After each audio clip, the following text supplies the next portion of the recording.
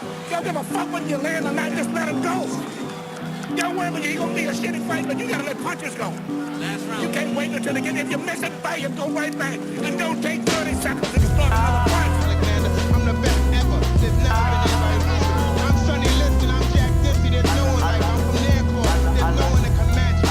My style is impetuous. My defense is impregnable. Look at that. Look at that combination. And the turn. I kept telling him he had no punch, he couldn't hit, he's swinging like a sissy, he's missing, let me see your box. I hadn't started dancing yet. A tremendous rotational first round, and Hearns gets hurt. Hearns got stunned. Hackle was stunned early in the round. Great first round. Incredible. Perhaps one of the best in middleweight history. That black guy, he hits hard. Fire! Yo, what's going on, everybody? Welcome to another episode of Hands of Fire Boxing Talk. I'm your host, George Dampierre, video reporter and writer for RailCombatMedia.com. And today, loaded show, even though there wasn't much action going on over the weekend. Besides the Jamal Herring upset loss to Denis Shervikov. We're going to get into Kovalev versus Isaac Chilemba on an odd Monday this week. We're going to be discussing Golovkin versus Eubank Jr. updates, because unfortunately that fight has not been finalized yet for some reason. And also updates on Jesse Vargas and Kel Brook, another held-up fight, or fight announcement that's being held up.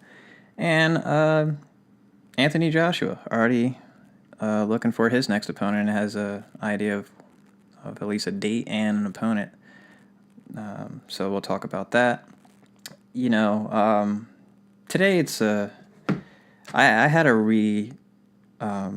re-record this podcast. I recorded one yesterday. Today is Thursday, and I had to redo it. I just wasn't happy with I don't know, just the way everything was going. I was still kind of bummed out about, all the news coverage of all these fucking police shootings and just innocent killings of just citizens. It doesn't even, the race shouldn't necessarily matter, even though it should be a fine indicator. But the fact that police brutality is just this rampant shouldn't really be protested by anybody. And I'll probably talk about that a little bit toward the end of the podcast if I have time. But like I said, even though there was limited action over the weekend of boxing, there was a PBC fight between Jamal Herring, up and coming. Well, not really up and coming. He's a little bit older, 31 years old. Took on Denis Shervikov on ESPN's PBC taping on Saturday, where he suffered a TKO loss, pretty much of an upset, to Shervikov, who's trained by Abel Sanchez, more famously known for training Gennady Golovkin. Pretty unfortunate, because any of you guys who've seen Jamal Herring fight before, you guys know that he's a pretty well technically sound fighter and does just about everything right and fights with a certain intensity, which was very stark in what you saw in this performance this past Saturday, because it was almost just non-existent. From the very beginning, he seemed a little bit sluggish, a little bit confused by the pressure. I mean, it was pretty evident with Shervikov being 5'5", pretty much giving up 5 inches in height, but only 1 inch in actual reach, so maybe it wasn't too easy of a game plan to at least try to execute. But it was evident that Herring would need to use his jab, stay on the outside, and work his combinations to keep Shervikov's pressure off. And unfortunately, he just was not able to. It was just too much, and Shervikov really overwhelmed him, knocked him down at the end of the first round. And it was pretty much from then on, Herring knew he was in for a fight, and unfortunately, he just was not able to respond. There was even to a point in the mid-rounds that, Teddy Atlas had, a little moment where they talked to Herring's corner and told him, is it at what point do you think, he should just try to abandon the boxing part and just try to slug it out with the guy. And it was almost like a way of him just dropping a little advice to the corner, and the corner actually ended up, telling Herring to do that. And Herring kind of tried to go for it, but, he was just getting caught way too much. And in the ninth round, it looked like he was going to go down at any moment. His corner, threatened that they were going to stop the fight. And 36 seconds into the 10th and final round, the trend continued of his head just being knocked around like a swivel. And I believe it just took the next big shot that they were just waiting for into that round. And as soon as it landed, the corner threw in the towel. So that was a brief moment of entertainment through the weekend of what there pretty much was not much of boxing entertainment through the whole weekend, but that was pretty much it. So yes, Jamal Herring unfortunately takes his first loss, and hopefully can, with PBC fighters, these guys have a good opportunity to have a good number of bounce back fights. So it shouldn't be a problem for, shouldn't be a problem for him to, find a way to get back on, or at least work his way back up into contention. Now, this week we have Kovalev versus Isaac Chilemba. Last week I also had mentioned about the finalizing of Andre Ward's fight with Alexander Brand. If you guys remember, Alexander Brand was a fight that he was trying to have set up on the undercard of Canelo Cotto. The fight didn't take place. Andre Ward said he had trouble with his knee, but it was Max Kellerman that kind of clarified that, there wasn't really a real doctor's note or any real note of the injury, and it was really more or less of Andre Ward, kind of being a little bit prideful, and it's understood, your top pound-for-pound fighter. He didn't want to really fight on the undercard. I guess he didn't feel right with that, and I guess that's understood. But yes, however, he'll still take on Alexander Brand. That will be, I believe, July. So July 30th. Yeah, I think it's the 30th. However, Kovalev will be fighting Chilemba, his, interim bout before their, long-awaited face-off with Andre Ward. He'll be taking on Chilemba this Monday on HBO. Isaac Chilemba, for those of you who don't know, is a pretty decent fighter. In the division, if outside of Ward and Kovalev, you would say he's probably at least the next best fighter. Has notable losses against Tony Bellew, and of the two opponents for both fighters, Ward and Kovalev, Kovalev seems to have the more difficult fight here. I mean, not that you wouldn't expect Kovalev to obviously take care of business in this fight, but this is definitely a good tune-up fight for him, at least someone who just at least wouldn't just lay down. Brand, still undefeated, but doesn't seem to pose much of a threat as Chilemba does to Kovalev. So yes, that will be on HBO this Monday. I believe they will be showing a taping of that. Most likely, if they're not going to show it live, it'll probably be around 5 o'clock. The non-live show will probably be shown around 10 o'clock. And,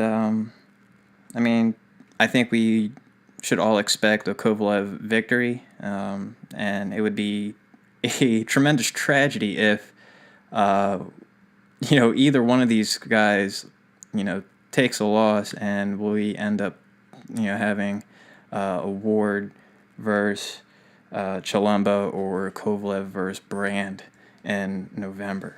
So let's hope, even if both of these fighters do get their victories, that they come out with no injuries and everything goes unaffected to the eventual fight between the two, because obviously this is more or less I would say this is the crowning pound for pound number one fighter championship here between these two. even though many of the casuals don't really know either one of these fighters. Maybe Ward for his Olympic awards, but not many know Kovalev, and Ward isn't as popular, I think, as either many believe or that at least he believes. And so this is more or less of, for the hardcores. And either way, we deserve it because of course we know the foolishness that's been going on with other big fights that were supposed to take place that are no longer going to take place this year. Or maybe even next year. Depends if you keep throwing the football down the field, or at least kicking the can down the road, should I say. So, yes, Kovalev obviously should come out victorious, as should Andre Ward. Now, Golovkin versus Chris Eubank Jr. updates. Now, last week, I had mentioned that, by the time that I would be able to record this podcast, I could at least say that the Golovkin Eubank Jr. fight would be official by now. Unfortunately, that is not the case yet. And it seems that not only is this fight, let's lay out the landscape here. Gennady Golovkin had posted to Twitter that he has signed a contract and agreed to all terms from Eddie Hearn and Chris Eubank Jr.'s demands.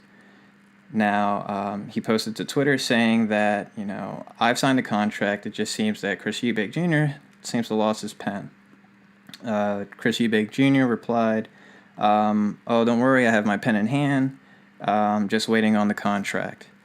Now, when, asked about this, we're not really asked about it, but, further investigated about the matter, it seems that, there's still something that's being worked out as far as with things with Eddie Hearn, and it seems to be that the Jesse Vargas and Kell Brook fight is somewhat of an obstacle for this fight. Not necessarily, maybe share of money or maybe an undercard. We're not necessarily sure, but this is Hearn kind of taking care of both of these fights, at least trying to finalize. And mainly, both of these fights between Jesse Vargas and Kell Brook and Gennady Golovkin and Chris Eubank Jr. are kind of at the same point with negotiations. Jesse Vargas also mentioned that he's agreed to terms on his contract to fight Kell Brook.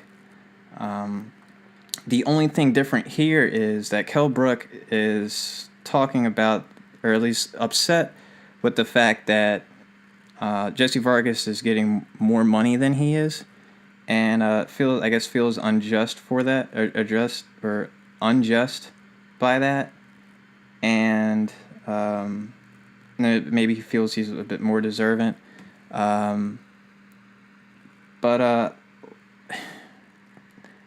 Let's finish off with the Chris Eubank Jr. stuff, and we'll finish off with Vargas and Brook.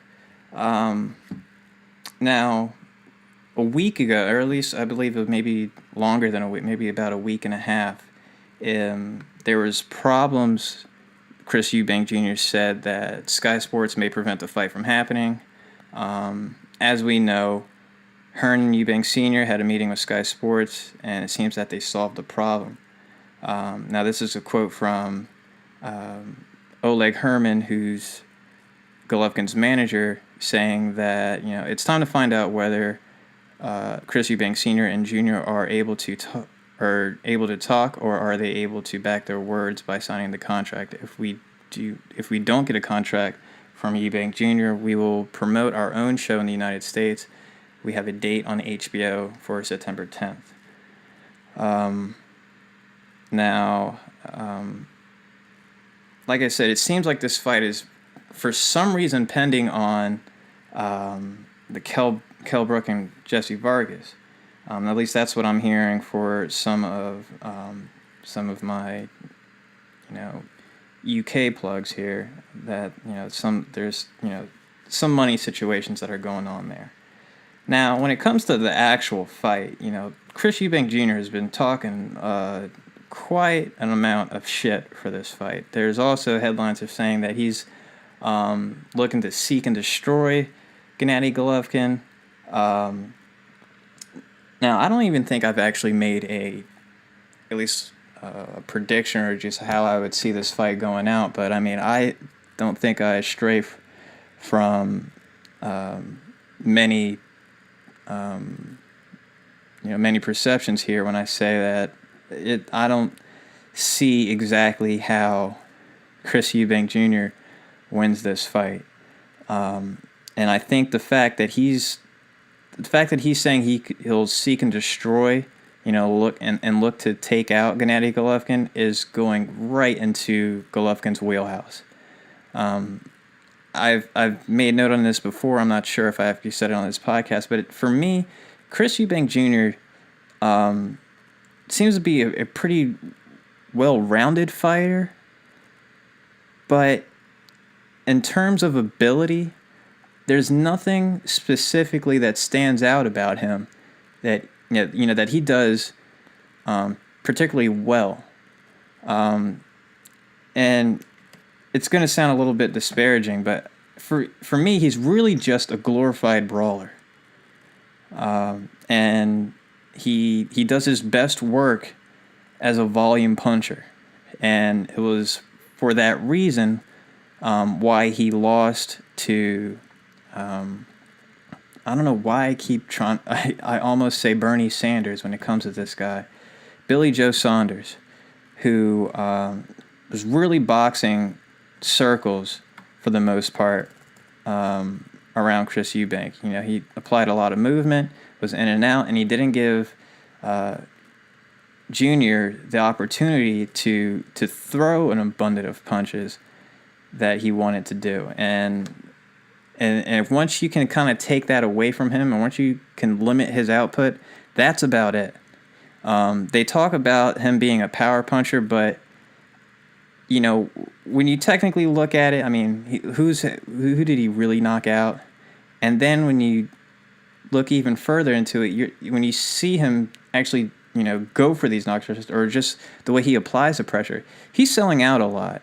And by selling out, I mean he's openly, making himself available to be caught. Meaning, like he's swinging for the fences on these shots. So it's not a necessarily natural power that he has. It's just, he's just going for it, almost like a David Lemieux in a way.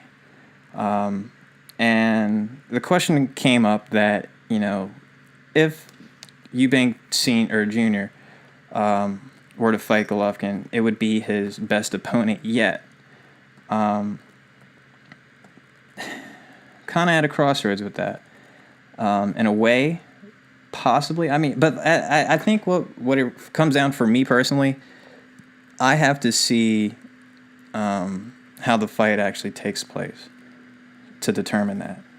For me, at this very moment, I think David Lemieux gives Eubank Jr. problems. I don't know if he necessarily beats him, but I don't think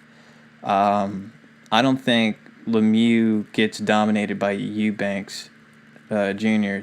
as he did with Gennady Golovkin. And it's for me, like I said, it's a little bit of a glorification because of his last name.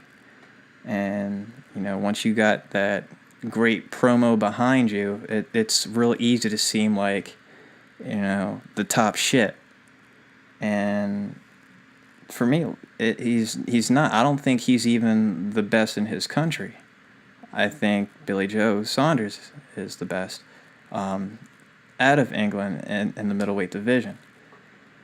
And I mean that goes to say something. If you can't beat Billy Joe Saunders, who is openly petrified of Gennady Golovkin, and even told Eubank Jr. to his face that, Golovkin would beat both of us on the same night, which is kind of an odd way to talk shit to somebody, right?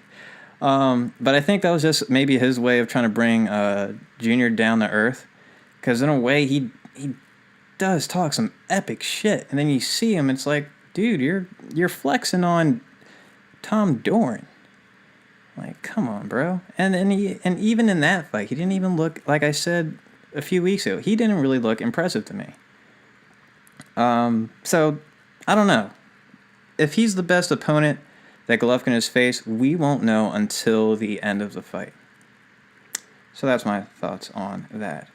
Now, back to Jesse Vargas and Kell Brook. Now, these two have kind of been going at it for a couple of weeks now on Twitter. Vargas saying that Kell Brook's is a piece of shit. Brook saying, he'll knock him clean out. And they're basically going back and forth. Jesse Vargas, though, did post a picture, though, of, him not either signing the contract or it just being signed. I can't remember if it was a video or just a picture. But basically the fact that the contract was signed. Now, as we stand at this very moment, Brook was unhappy with the money that Vargas was getting because he felt like it was more than he. First of all, it's more than what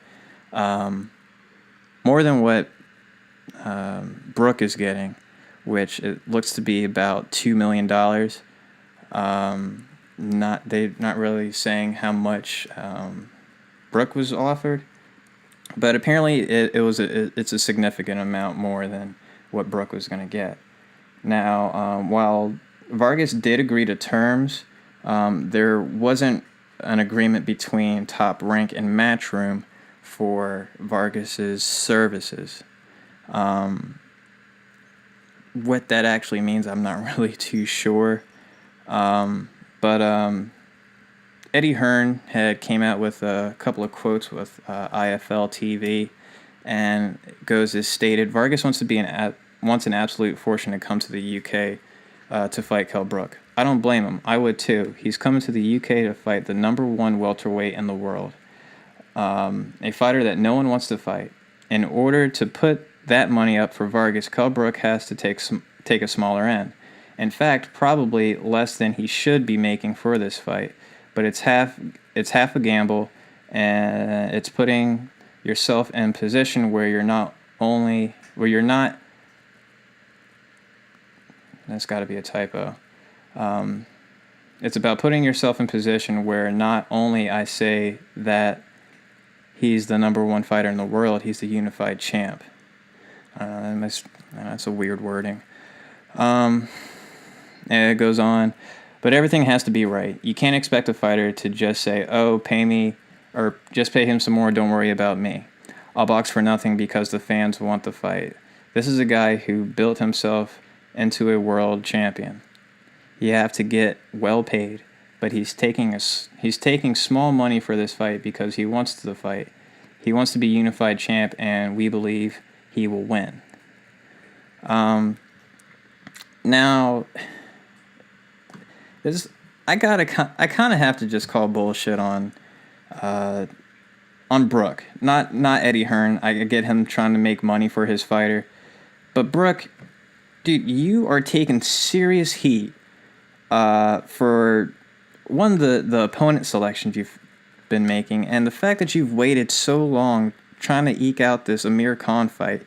He's wasted time on the momentum he had.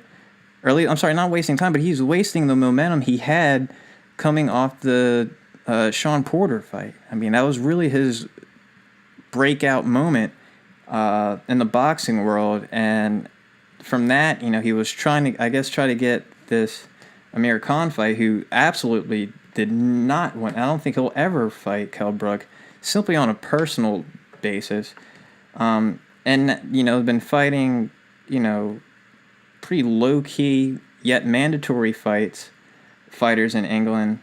But, he's been fighting 2 or maybe 3, I believe. Kind of no-name fighters, part-time fighters, should I say. And he really can't afford. If he really is planning to try to make the money that he wants in the sport, the name's got to come. And in such a hot division, I mean, I get he's a big 147-pound fighter, but you gotta shit or get off the pot, man. Like I get it. You're getting big, and you might have to move up to 147. But this is the hottest division in the sport, or I'm not in the sport. Actually, that's right. The hottest division. This is the hottest division in the sport, and if you're not making money in this division, you're not gonna make you're not gonna make nowhere near the money that you think you're gonna make in the future. So, and this is my little outlook. I know these guys are, they work hard and they try to, and the end game is to, make some good money doing what you love, right? But, my thing is sometimes you just gotta, take the hit and just roll with it. Because say, and just for the landscape of the fight, for me, I don't know, maybe Kell Brook seems like a big favorite. I don't see him as a, overwhelming favorite. I would say this is more of a 45-50 fight. Simply just based off Vargas' last performance and the fact that Kell Brook hasn't faced a top-notch fighter in quite some time. Now, Vargas, he's a bit, obviously frustrated with things. And he's agreed to everything he's supposed to do. But this fight, it's more needed on Brook's part, because if he finds a way to weasel that, I'm not say that he's seeking his way out of it, but if there's some type of nonsense to go on for this fight not to happen, it hurts Brook way more than it would Vargas. Vargas has the Timothy Bradleys and Ali's Saddam already under his name. He'll be okay in this division, and especially with Top Rank now working with Al Heyman, it'd only get better for him. So, Brook, man, come on. Now, let's see. What we got? Some more quotes from Eddie Hearn. We were negotiating with Top Rank and Bob Arum over the weekend. We are now in a position where we have a number and a package that we are happy to progress with. And I might start hearing people say, "Oh, I bet it's a shit offer." Let me tell you that it's over $2 million. Vargas. Why is it? This is worded so shitty. Oh man, I'm gonna get mad. Who wrote this? Edward Chervotsky of Boxing Scene, man. You are in too much of a hurry writing this shit. Basically, what he's saying is his last purse against Bradley was $600,000. He's going to be making 3 times as much as that fighting Kell Brook. So don't let me hear people saying we offered him shit money, because that's how much we offered, and it's how much more then it's much more than what Kell Brook will make in this fight. And so be it. So maybe it'll be a little bit less. Maybe you can work your way up to maybe balance it a little bit. But yes, it's Vargas who's taking the risk. It's Vargas who's coming his way over. And it's Vargas who has the better resume. And yes, if you win this fight, and even if you lose and it's a little good, you still have the opportunity to make more money because people want to see you. So take it. Just take the fight. And, stop being greedy. I mean, I'm so sick and tired of hearing all these fights that are get nulled down because a fighter thought that he can make way more somewhere else, and turns out that he really couldn't. And it'll be a terrible endgame to think that you could. So chill out. Damn, the music's already coming up, so I guess I gotta hit this last point. Anthony Joshua is already looking forward to his next opponent. He'll be taking on, or at least looking to set up a fight with Stiverne, former Deontay Wilder opponent, WBC champion as well, in November 19th. So looking to set that up. It would be pretty impressive. Just to see how, those barometer tests, one fighter did this to this fighter, so how does this stack up? Kind of like the Manny Pacquiao and Mayweather saga of, their shared opponents. So, Anthony Joshua looking to have that set up. It looks like he wanted to take, this is just a fight for him to take in preparation for his mandatory fight against Joseph Parker, who they will be looking to have that fight set up early 2017. So, that being said, I think that's just about it for most of the things here, or at least all the boxing news for the week. I want to let my listeners know that I'll be adding a segment to the show. Instead of just a weekly podcast, there'll also be a segment that I'll have called The Great Debates, where, just look back on boxing history of just debated rivalries and, decisions of, famous notable fights. So be on the lookout for that. Maybe I'll start that this weekend if I have the time. So, I guess I have the time to just touch on it. Dude, today, obviously it's Thursday. A lot of people are reacting to these, shootings from the cops.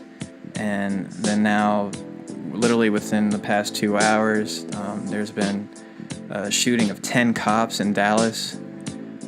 Clearly it's been a response to the anger of, police treatment to many of the... we don't know who exactly the suspects are at this moment. But, man, this is... between ISIS and, these, terrorist plots, just about every 3 days, these endless shootings. And these police shootings are every day. There's just more famous ones. And really, we're at a time where there's got to be a voice to stand up. There's got to be people out there to lead this fight against nonviolence. A fight for nonviolence. But just know that the anger is totally understood. I'm not condoning any violence against police or anybody for that matter. But when people have their back against the wall and they feel like no one's listening to them and they're constantly being told to just get over it, they get upset. So, guys, just a plea for help to just keep the peace. With that being said, you guys know all my social media links. G.Alé Dampier on Facebook, at Georgie Dampier on Twitter, Georgie Dampier on YouTube, subscribe, and G.Alé 6 on Instagram. Peace out, y'all.